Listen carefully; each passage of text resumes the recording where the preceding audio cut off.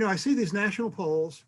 They show Biden with a lead of about 10 percentage points, which ought to be enough. But then I think, he'll carry California by 5 million votes. He'll carry New York by 2 million votes.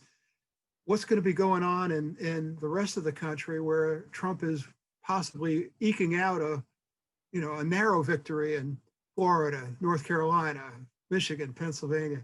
I look at the national polls and I think, okay, Biden's way ahead. I look at the state by state polls in the battleground states, and most of them are still up for grabs.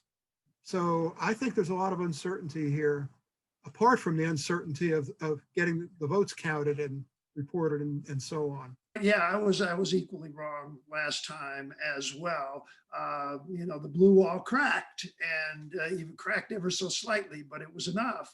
But don't forget that even last time it was within the margin of error. The polls were not wrong. The polls were interpreted wrongly by Mike and I and everybody else, but the polls were actually right. Trump's 25% chance of winning turned out to be true because the votes fell right in the right states.